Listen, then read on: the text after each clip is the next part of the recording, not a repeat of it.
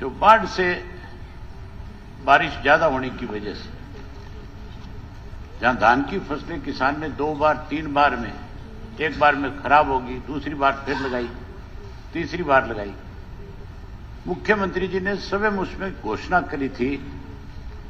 ये बाकायदा पूछा गया है, इसमें मुख्यमंत्री की घोषणा थी कि जिस किसान को दूसरी बार या तीसरी बार फसल की बिजाई करेगा उसको 7,000 रुपया प्रति एकड़ का मुआवजा दिया जाएगा।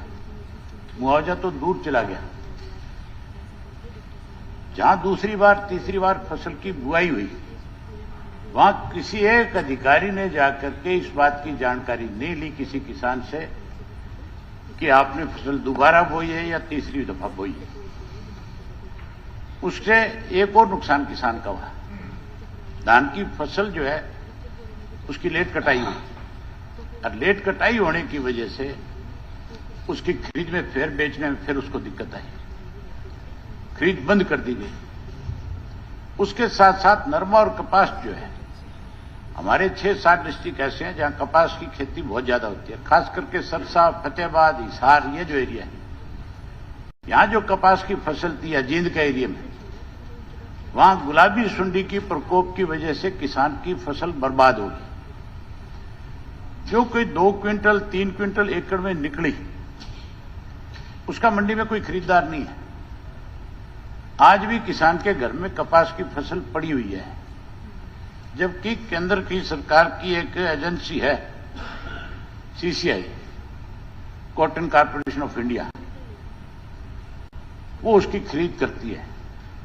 सरकार एक तरफ तो कहती है कि हम एमएसपी पे खरीद करने का काम करते हैं और दूसरी तरफ एमएसपी पे उसको खरीदने की बजाय सीसीआई की भी परचेज अब की बार बंद कर दी गई। इसकी वजह से किसान की नरमे और कपास की फसल मंडी में जाने की बजाय, मिल में जाने की बजाय उसके घर में पड़ी है। ये उसका बहुत बड़ा नुकसान है। ये बताएं कि एक तो जो इन्होंने 187 करोड़ रुपया जो, जिसमें सिर्फ और सिर्फ 65 करोड़ रुपए का भुगतान किया गया है, वो भुगतान अब तक क्यों नहीं हुआ?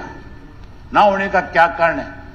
ये कह करके टालती है सरकार है कि जिन कंपनियों ने बीमा किया वो आपको क्लेम नहीं दे रही टाइम पे, और उनकी तरफ से पैसा नहीं आ रहा। और उसमें पता है अड़चन क्या डालते हैं? किसान का नाम गलत डाल देते हैं। मेरे नाम से अगर मैंने कोई इंश्योरेंस कराया है तो मेरे नाम के आगे पीछे कोई छोटा मोटा अक्षर हटा देंगे और उसकी वजह से फिर मुझे लटका करके छोड़ देंगे और मैं उसके लिए बैंकों के धक्के खाता फिरूंगा, सरकार के धक्के खाता फिरूंगा। किसान को सबसे बड़ा नुकसान जो है सरकार की तरफ से है।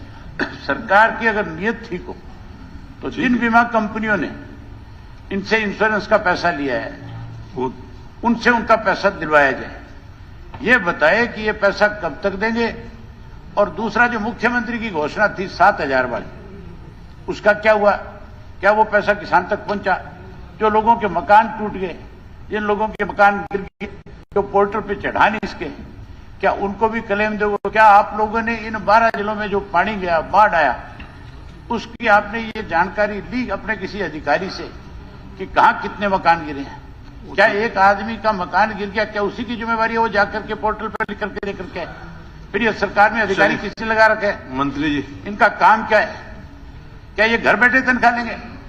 जब इस तरह की आपदा आएगी तो उस आपदा के लिए सरकार की जिम्मेवारी बनती है कि गांव गांव जाए, घर घर जाए, जाकर के इंक्वायरी करे, पता करे किसका कितना कितना नुकसान हुआ है और उसके नुकसान की भरपाई के लिए समय सीमा तय करे। यहाँ कोई समय सीमा नहीं है। चलिए यहाँ तो सारी अपनी मनमर्जी है। प्लीज, केवल कागजों में बता दिया, बता दिया। मंत्री जी बताने दो आप। कोई नहीं बता देगा मंत्री भी, मैं तो जो कमी है वो बता रहा हूँ। नहीं वो बता रहे हैं। 2022 का क्लेम अब तक मिला नहीं। 2023 की फसलें जो खराब हो गई, पूछे हैं दो, किसान को उसका क्या देंगे? ये नरमे और कपास में जो कीड़ा लगा है जिसकी वजह से फसल खराब हुई है, क्या सरकार ने उसकी गिरदावरी कराई? इस बात का भी जवाब दे और बताए कि क्या उस किसान को भी मुआवजा देगी कि नहीं देगी सरकार? चलिए एक मिनट, वो भी बताएं। मंत्री जी, डिप्टी सीएम साहब। अध्यक्ष महोदय, 2 विषय हैं। एक विषय प्रधानमंत्री फसल बीमा योजना से है, जिसके अंदर माननीय सदस्य ने बात रखी कि 100 लगभग 87 करोड़ जो डिस्ट्रीब्यूशन है वो 1/3 से थोड़ी सी ज्यादा हुई है, क्योंकि ये डिस्ट्रीब्यूशन का मैटर 3 जोन्स में प्रधानमंत्री फसल बीमा योजना में हरियाणा बटा हुआ है। एक कंपनी जिसके बाद सिरसा का क्लस्टर था, उसने फर्दर अपील पहले गवर्नमेंट को करी, अब वो लिटिगेशन में कोर्ट में गई है क्लेम के विरुद्ध। उस कारण डिले हुआ, जिसके बारे में पिछले सेशन में एग्रीकल्चर मिनिस्टर ने बड़े विवरण के साथ इस सदन में अपनी बात रखी थी। दूसरी बात रखी करंट कॉटन की। हमारे पास जो एरिया है वो 2,43,511 एकड़ कॉटन का आज के दिन एरिया है जहां कॉटन लगी हुई है। लगभग 88,115 फार्मर्स हैं। क्योंकि आज भी कॉटन की सेल निरंतर चल रही है और सीसीआई भी अभी बंद नहीं हुई। प्रदेश के अलग अलग हिस्सों में सीसीआई प्रोक्योरमेंट कर रही है, गवर्नमेंट ऑफ इंडिया की एजेंसी है। जैसे जैसे क्रॉस वेरिफिकेशन के बाद डाटा आएगा, प्रत्येक फार्मर को उसका नुकसान की भरपाई, चाहे प्रधानमंत्री फसल बीमा योजना के तहत प्राइवेटली जो बैंक्स हैं, इंश्योरेंस कंपनीज है, वो करे, और जो नॉन इंश्योरी फार्मर थे उनको वो बेनिफिट अगर वहां से नहीं मिलता और नॉन इंश्योरी थे तो स्टेट हेड से हम देने का काम करेंगे।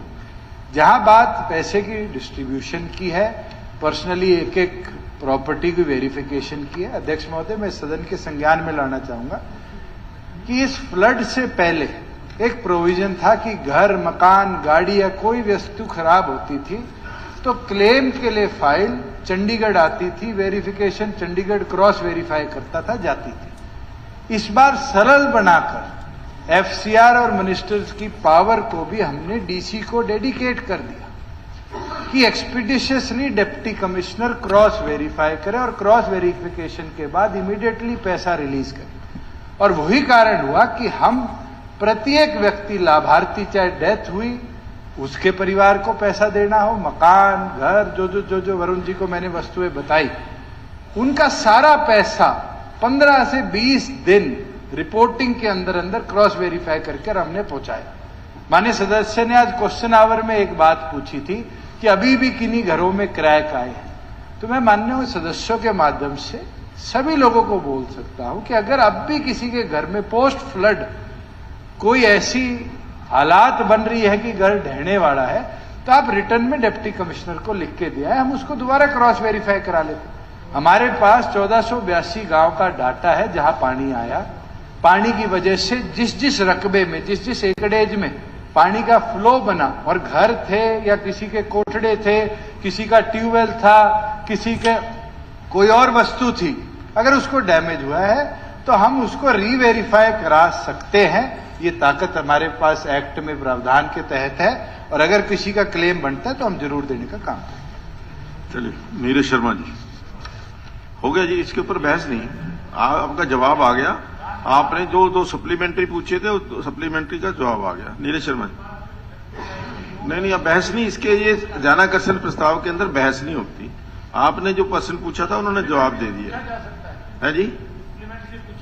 हाँ पूछ लिया, 2-3 पूछ लिया आपने। नहीं पूछे 2 प्रश्न अभी आपने पूछा। अभी आपने पूछा 187 की बजाय 62 करोड़ रुपया क्यों हुआ। नहीं, उसके अंदर बहस नहीं हो सकती। इसके अंदर प्रस्ताव के अंदर बहस नहीं हो सकती। आप ये कैसे कह सकते हो कोई आदमी आपको गुमराह कर रहा है? नहीं, कोई गुमराह नहीं। अगर आपको गुमराह कर रहा है तो उसका भी समाधान है। कोई गुमराह अगर गलत कर रहा है तो उसका भी समाधान पूछ लिया, जो अलाउड है वही किया है। नीरज शर्मा जी, मेरी आपकी भी मनमर्जी नहीं चलेगी। जो हाँ नहीं, ये देखिए अबे जी, जो नियम या जो वो दिखा दे रहा काल टेंशन वाले दिखा दे, पढ़ के समझ तेरे को। 1 मिनट में आपको जो नियम पिछली नहीं जानते हैं तो फिर इसको समझो भी, अगर जानते हो तो उसको फॉलो भी करो, उसको समझो। नहीं, जो अगर झूठ बोल रहे हैं तो उसका भी प्रावधान है, उसका संज्ञान लेने का प्रावधान है, कहीं भी आप उसको कर सकते। चलिए नीरज शर्मा।